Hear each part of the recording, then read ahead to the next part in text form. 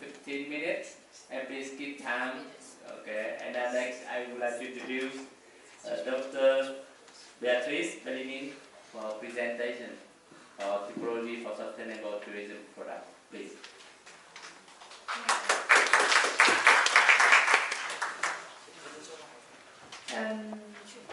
Hello, so I'm a professor in management science.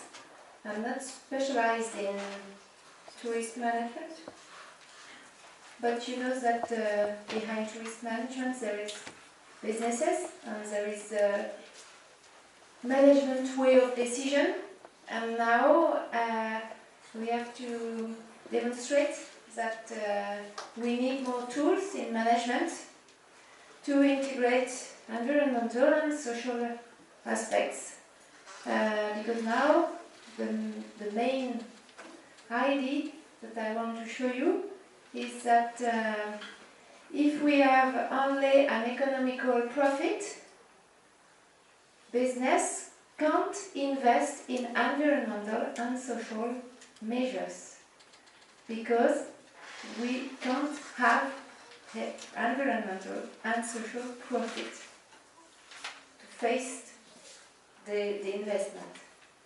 So I think that businesses are not the devil. They only obey or they respect rules, global rules, all around the world. It is the same rules. And today the rules for businesses is to make economic profit. That's all. And so I'm very positive for the future with the young people, because now with the digital revolution we have a lot of information and we are going to change the rule for businesses. And after we can have a more sustainable development, and I think it's very interesting and important for countries like Vietnam. So,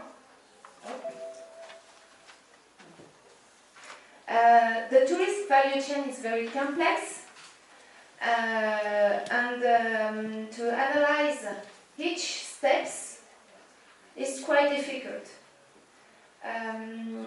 With my colleague Laurence Berlein, we are studying tourist value chain, and one objective is to show that we can integrate environmental and social aspects in all the value chains, and we have to develop what in engineer school we name life cycle thinking. Thinking about the impact as soon as we think the product, the tourist product. Its name is eco-social design, because 80% of the impact of a product are defined when we think about the product and when we concept, when we design the product, 80% of the impact. So it's very important. So our research, it's an exploratory research, and we study some case of responsible tourist products in Vietnam, and we have seen that there is a lot of definition, and in Vietnam, responsible tourism is considered first as social aspect is the principal axis. So this is a responsible tourism definition. I insist that responsible tourism is for mass tourism too, and not only for responsible tourist products. When you look at this definition, you say that when WTO define that it includes mass tourism.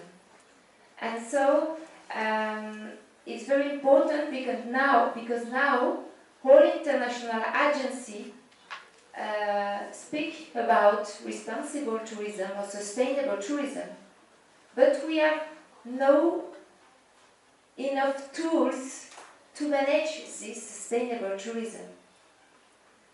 There is no scientific people that is able to define exactly the biodiversity problem. And nobody says that.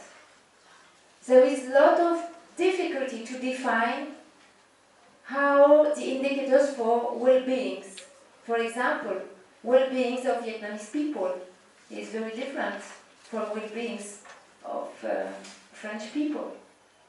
And we have to develop more local approach.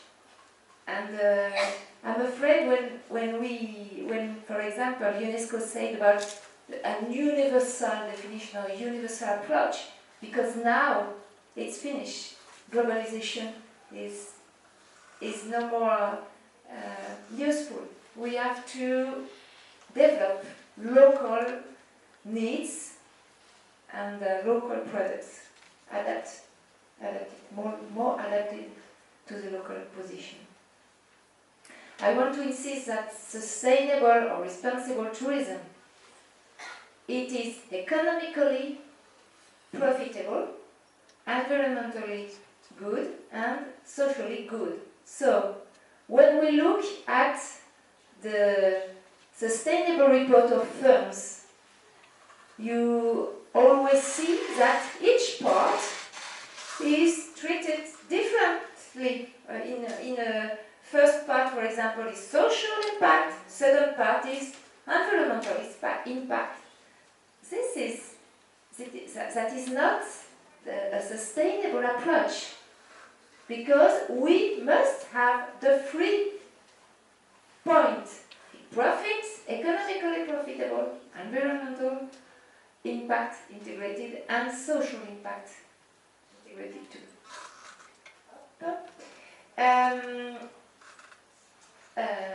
Some researchers show that there is limited evidence of its implementation in practice. And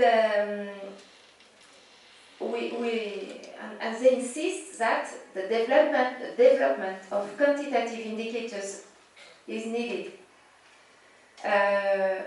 We see that the industry advocates use the jargon of sustainability and community to strengthen the power base and legitimize sometimes unsustainable practices. You know, everybody have been we are all agreed. We have to be more responsible. Business has to be more responsible. Government has to be more responsible. Everybody has to be more responsible. And now, what else? And what the consequence of this? So, I think we have the digital revolution that help the integration of social and environmental impacts. For example, in France, a small NGO in 2 months has managed to change decision to make big groups, distribution groups, adopt measures in 2 months, and the NGO have 15 people.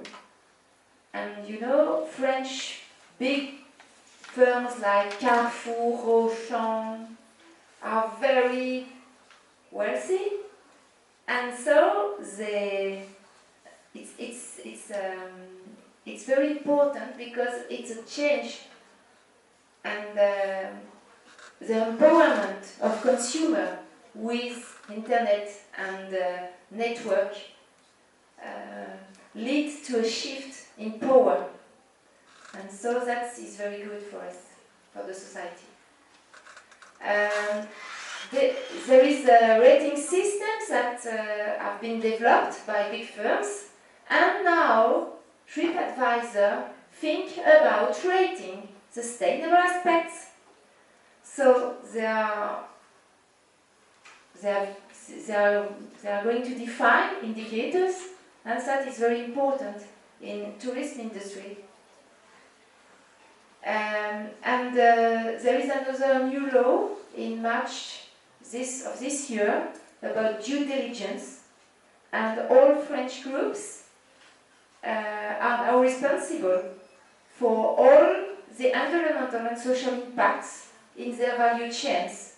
For example, Accor Group is responsible for all the environmental and social impacts in all the countries of the world. If one people have been not paid, Accor multinationals is responsible.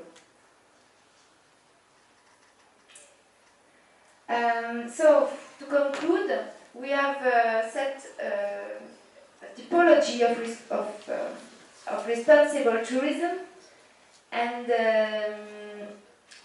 we have 3 categories.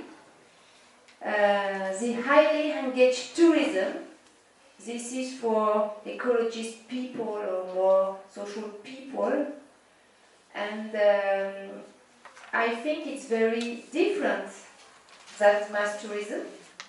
We have also authenticity tourism with ecotourism and geotourism, and the last category is conventional tourism with lot of the majority of products. And it is very important to distinguish responsible tourism and sustainable tourism. Because for sustainable tourism, I just show you the difference. In responsible tourism and in sustainable tourism, we look at the environmental aspect and the social aspects. But in the sustainable tourism, we think the product before we develop it. And it's very important to imply all the actors of the value chains. We discussed with UNESCO about the importance of implying all the actors, because if we define a product and after the agency, the travel agency, don't want to sell the products, we spend time for nothing. So each actors have each actors of the value chain must have a part of the created value. It's very important to share the created value, and I think that it's a new way to think. This is a new concept, extended value chains, because now when businesses and corporations define their profit, they define the profit, and the accounting system define the profit, but not integrating all the actors of the value chains. So, for example, the hotel can create a big profit, and some other actors that can work with the hotel can have no profit, can be not profitable. So that is not good, and we have to think with this value chain thinking. And to conclude, responsible tourism is a very difficult concept. We have to say that it is not easy. It is not so easy, and we lack of tools.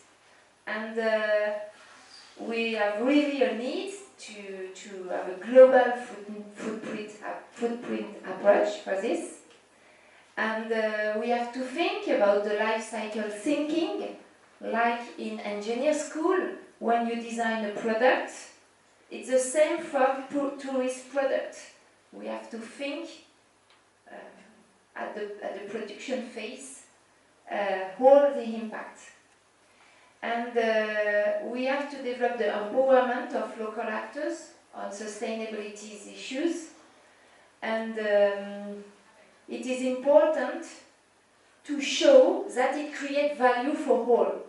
For example, today in Vietnam, there is only 80 elephants left.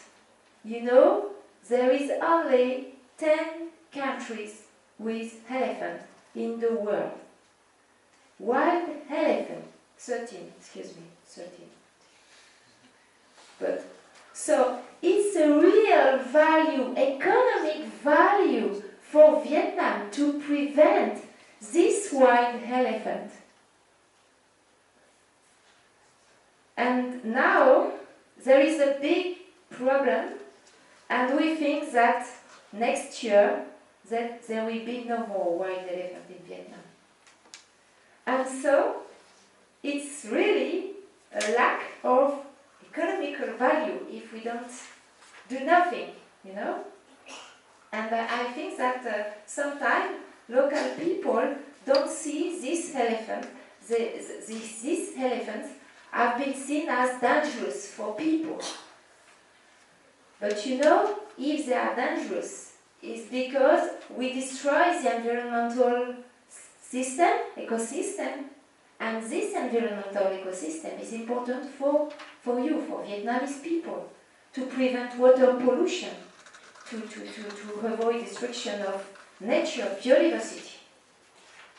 And we have to develop this economic vision, because to show the government of the businesses that it is important to prevent the destruction of wild elephants. It can be very profitable. And thank you very much. And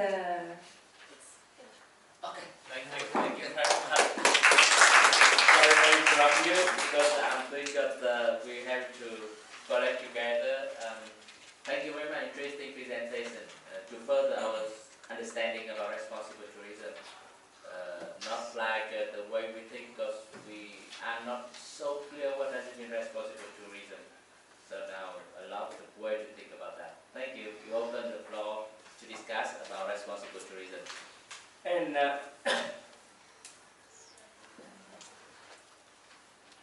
bài phát biểu cuối cùng xin trân trọng giới thiệu bà Đặng Thu Hà, một bài về ethics in tourism, concernable issues in integration period.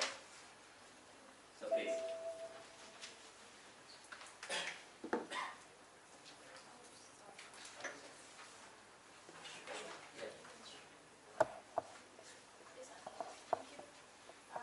Good morning, everyone. Actually, it's not morning, it's now, so I will try to present quickly. Okay, and I'm very appreciate to have an opportunity to present here. And to be honest, this is my first time presenting in an international conference. So there must come a lot of weaknesses and shortcomings. So I hope to receive your comments and sharing, so I can make some improvement. And before I start, I want to emphasize that my article is not it's not a kind of research. It's just a description about my concernable issues about ethics in tourism. And to start, I want to ask you a question: that do you think that you are an ethical tourist? Do you think that you are an ethical tourist? Do you think? Yes or no? No. No? Why? Why do you say so? Okay. Because there is no product.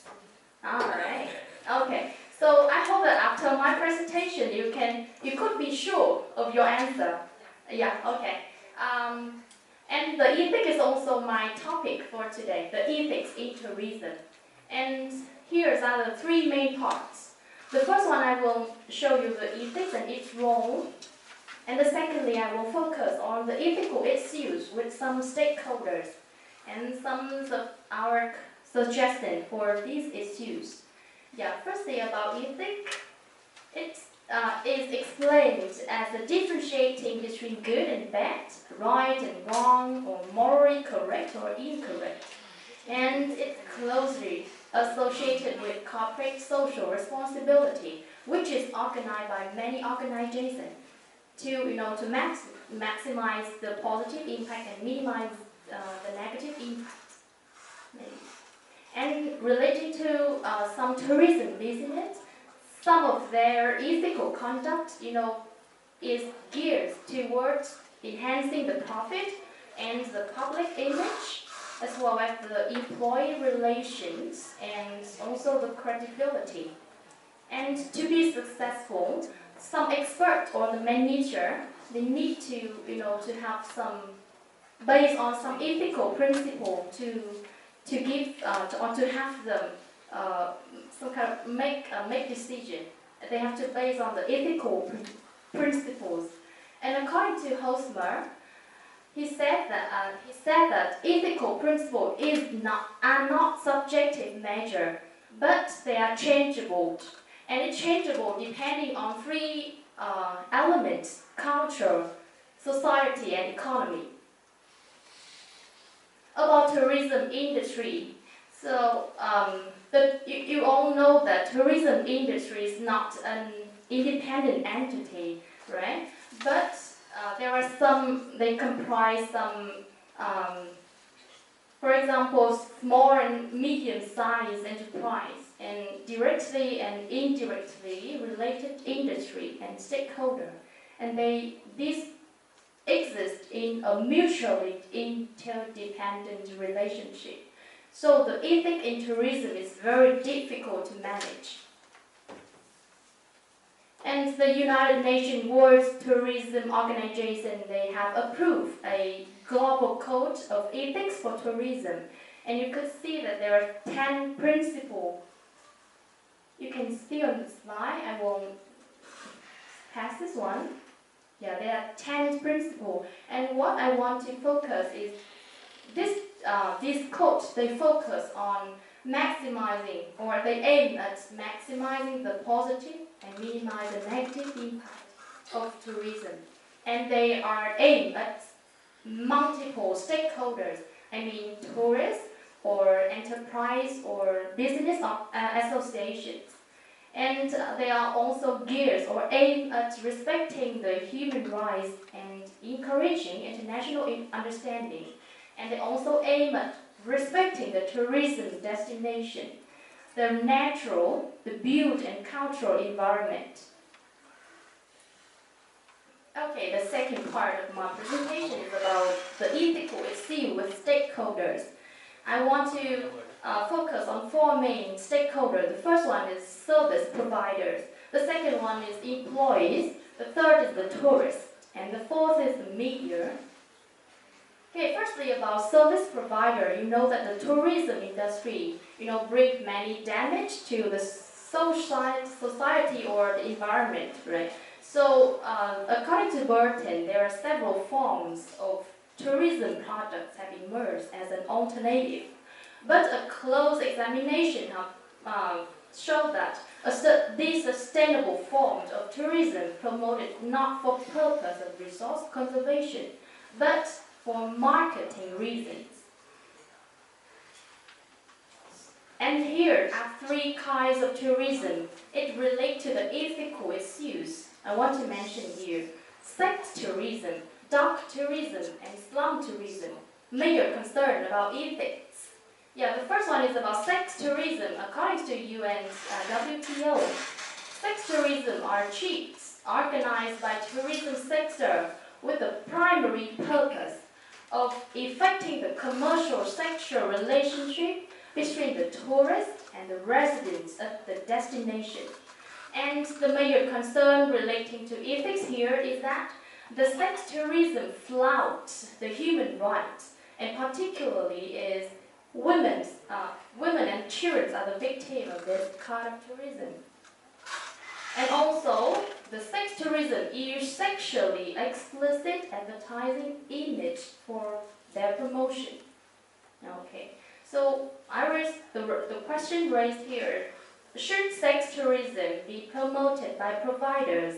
And is it morally correct for tourists to travel for sex tourism? Yeah, that's my question. Yeah, and the second type is the dark tourism.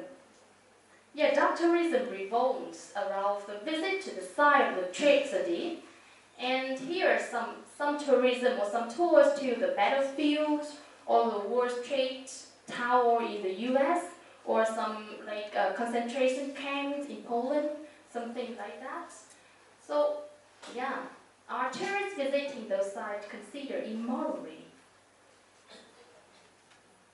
And the third is slum tourism. Slum tourism involves visiting impoverished areas, and it's drawn much criticism and controversy because the tourists and the operators, they argue that this kind of tourism can have reduced the poverty, and they have the risks to be more sympathetic or understanding to the poor. But the poor, the people who live in these slums, they feel to be disrespected, and they feel that this kind of tourism just makes the profit for the operations. And the second stakeholder I want to mention here is about employees. And here are some ethical aspects regards to the workforce. Yeah, something like assurance for employment or about gender equality. And you know that the tourism industry, they exist some issue like the long or it's featured by some long working hour or low wage. And one more thing is about the gender discrimination, that despite the fact that the women are there is a high demand for women, but the wage, though the wage level they receive is not, they are less to get the well paid. Yeah. And one more thing is that tourism, the employee in the tourism industry, they have to face with the layoff in in the low tourist season. That is one thing. And another thing relating to the ethical issue is that the external label is usually offered a higher management position than the local workforce. Yeah. And thirdly, about tourists, actually there's not much concerns about tourist ethics. And the critics, they have indicate an ethical deficit on many areas of society, but not on the tourists. Because nowadays, different from traditional tourists, the new tourists, they are emancipated or independent, or they are ethical consumer. Okay, they can ask questions about environmental and moral issues. Okay, and next about media. One thing I want to focus that the media ethics is a very important role, or play important role in the success or the failure of a destination. So the media ethics are associated with the responsible marketing and promotion of tourist products, the service, and the destination. But there's still some ethical issues exist here, like the media, they publish the information which they usually exaggerate or sensationalize incidents, and which leads to the fear amongst the public. And the tourism industry largely markets its products and services through improper portrayal of females. Yeah. And how do you deal with this one? I think that the media should be careful of not misrepresenting reality simply to attract tourists. They should, present or publish the information reviews or report the genuinely, and To the second case, in the case of the media public, the portrayal of females, I think that they should focus on maintaining the dignity of gender rather than strengthening the gender stereotypes. And here are some of our suggestions. We think that the business tourism organization primarily need to set out a code of ethical conduct and to evaluate, the ethical conduct as need to have or to make the business decision and to evaluate the ethical nature of business decision. They need to focus on 3 issues. The first one is how much the business and decision and behavior focusing on social benefits. And the second thing is the expense and the benefits are distributed equitably between individual and groups. And third one is focus or emphasize on the direct benefit of individuals.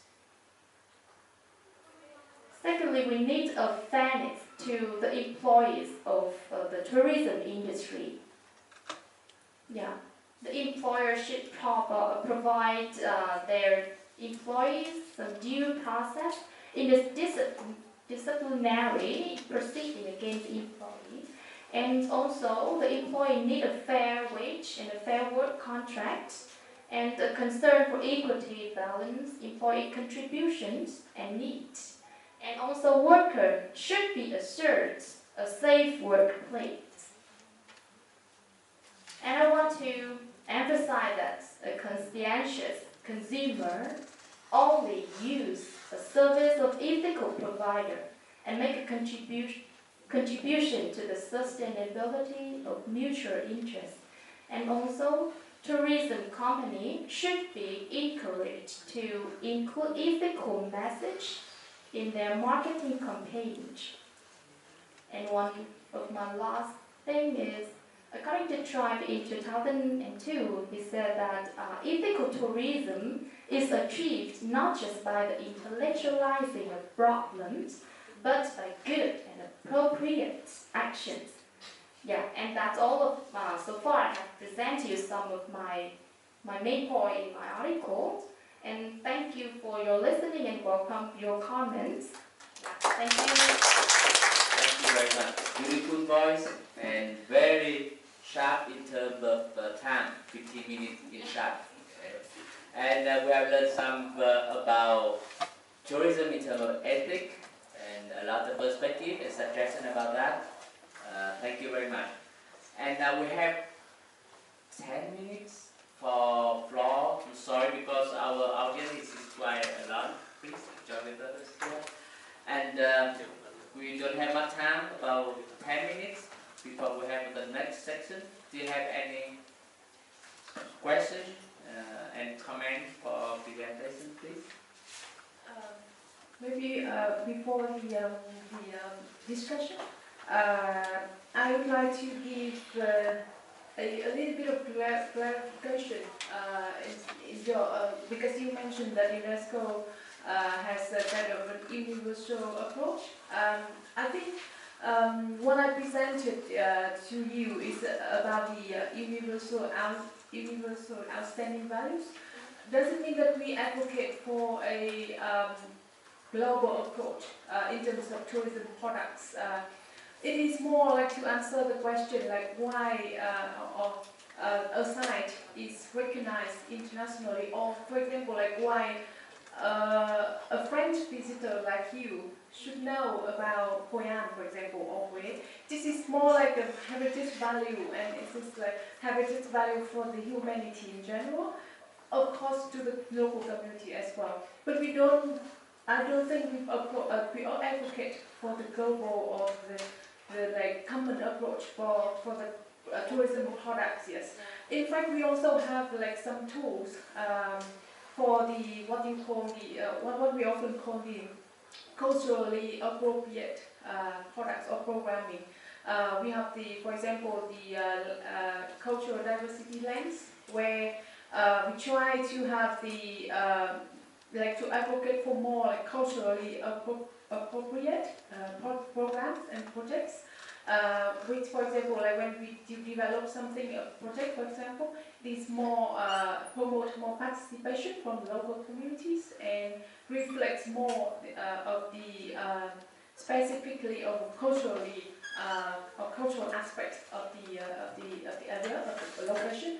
And also we have the public planning, public use planning methodologies, where we try to involve more local communities into the process of management of the, or destination management, visitor management. Just to clarify. Thank you. Okay, thank you, Lee.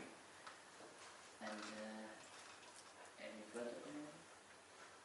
Okay, I have one comment the question with my colleague and you too, Vladimir, about responsible tourism. So it seems to be that responsible tourism is too much, right? Everything. Was it sustainable? Is it economically? Yeah, I mean, yeah, I'm agree that it's important, but it seems that it's maybe seems too much for us to manage. Is that? Maybe the question for both of you, please. Yeah, of course it's too much. Yeah, very ambitious, objective and purpose. So that's type tourism. But this, I believe if we narrow down by ourselves, this, what you can do, what you want to do, it's not too much. So everybody, from my position in the government official, for example, so I should do my good job, and then it is my responsibility, and that I contribute to responsible tourism, and everybody in the room. So it's not too much. Everybody do something, and then we achieve that responsible tourism. This is my view. Okay. Lini, do you have any comment on that? Do you think it's too much for responsible tourism? No. I think we.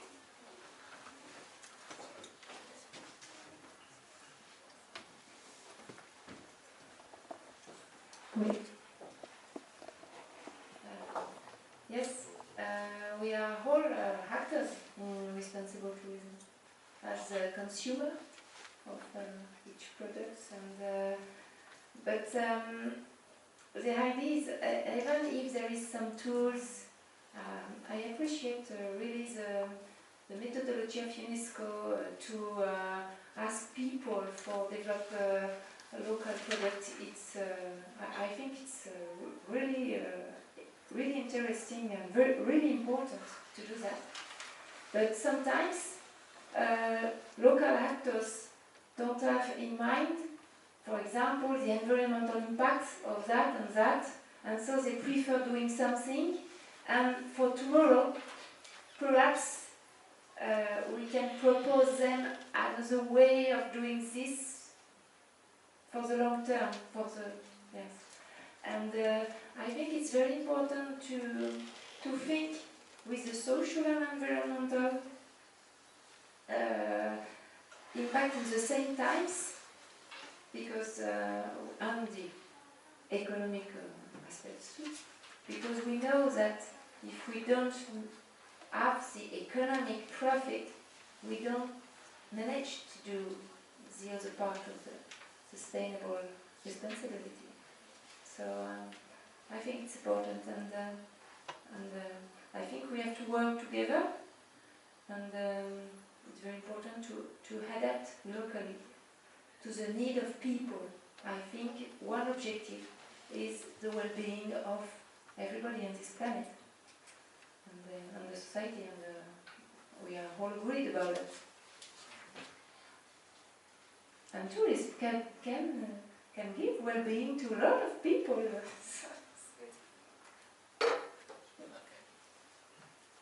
Any more questions? Yes, please.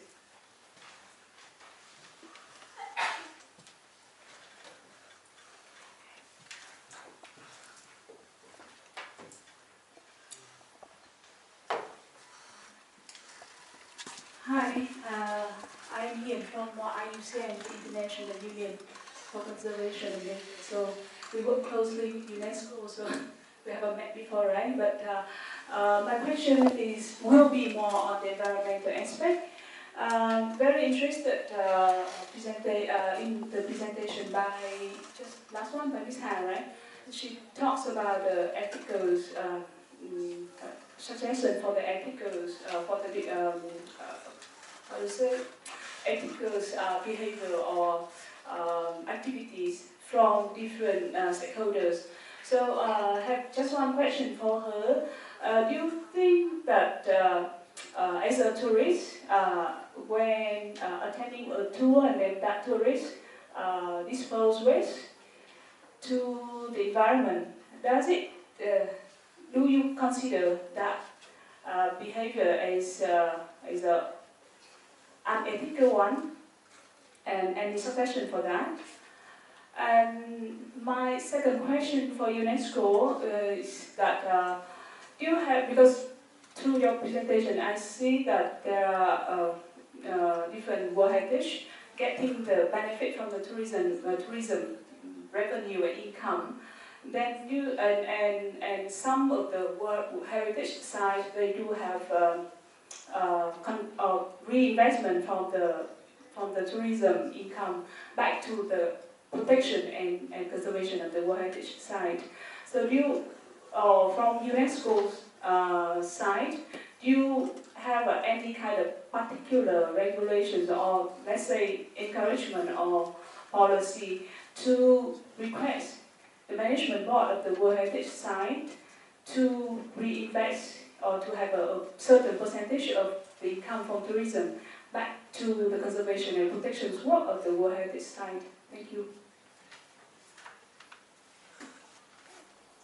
So maybe we reserve time for Ms. Han to answer first, please. Yes, sorry, because she asked me about the first question. Okay. The first question is, as a tourist, because I see that when I come to the different tourist area, I see that a lot of tourists, especially the young tourists, they dispose waste to the environment.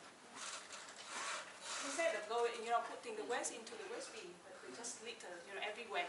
So do you think that activity is against ethics, or unethical? And what is your suggestion about that? Yeah.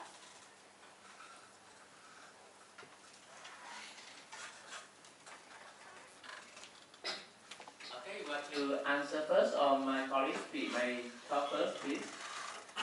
Yes, thank you, Ian, for the question. It's a very important question that UNESCO has been raised as well. But I could tell you that it is not something that UNESCO has the power to decide, because you see from my presentation at the beginning, when a state member submit a nomination dossier or document, they have to present present their protection and management system of the site. And so what you talk about is the percentage of the revenue from tourism back to conservation is something that the state member has to decide itself. It is part of the management, protection and management system. So that's the question more with within the power of the government. But as I also mentioned that over the last several years, the Ministry of Culture, Sport and Tourism has been very active in the development of a new decree which govern the management of the all heritage sites in Vietnam, and they tried, as far as I know, they tried to come up with a certain percentage of tourism revenue back to protection and conservation. But this kind of decision involves different ministries, and as far as I know, finally they could not come up with a number. It's not just the power of the Ministry of Culture, Sport and Tourism, although we all know that, and actually UNESCO has been supported the ministry during the process of of the development of the decree, and we would really like to see something like that, like a number, a significant number. But for now, I don't think they have a number for that. What they could do is that in the decree, I think there are some regulations and principle in terms of having some percentage, appropriate percentage of the tourism revenue back to the conservation and protection.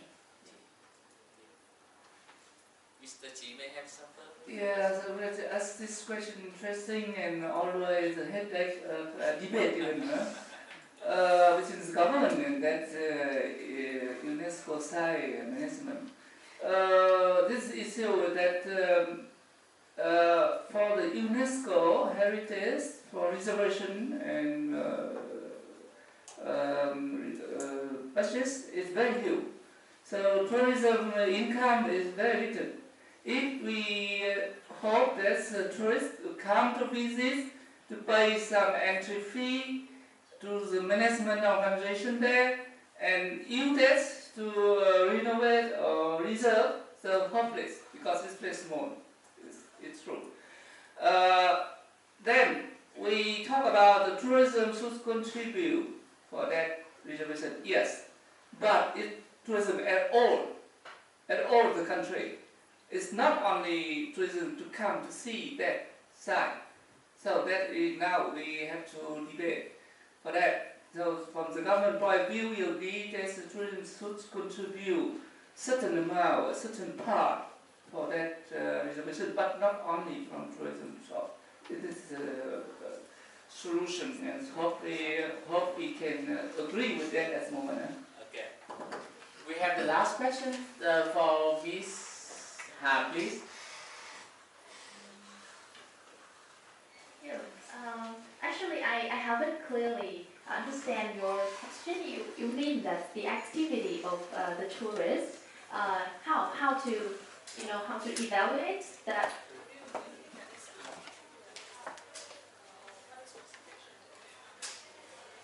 To overcome the activity of the young tourists. To overcome it, the first one, I think that one of the stakeholders I have mentioned it before is the media. Media play very important in, yeah. And so the activity of the, I haven't searched or I haven't thinking too much about this one, and I will go home and try to find out more solution. And if you have any solution or solution to discuss here, you can tell me. Yeah.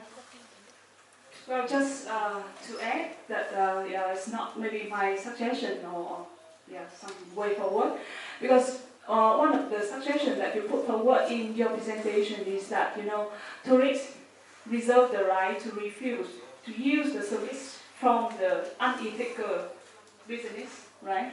So do you think the business has the right to refuse unethical tourists? Yeah, so that's an open question for you to think.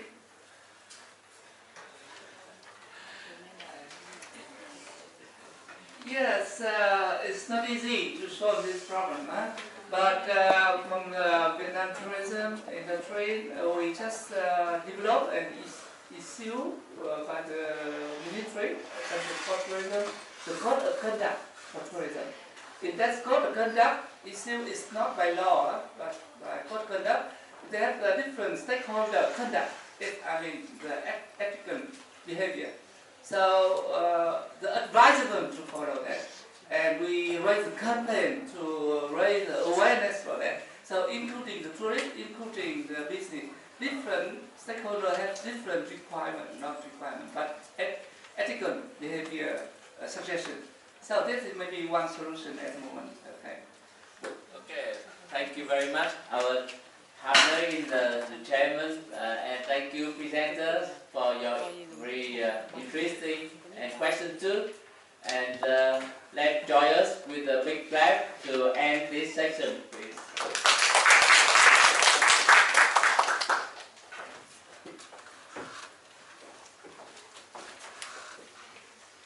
much for the contribution greatly of the chairman and all the presenters and our dear distinguished guests and scholars. Now, this we come to the next session of us.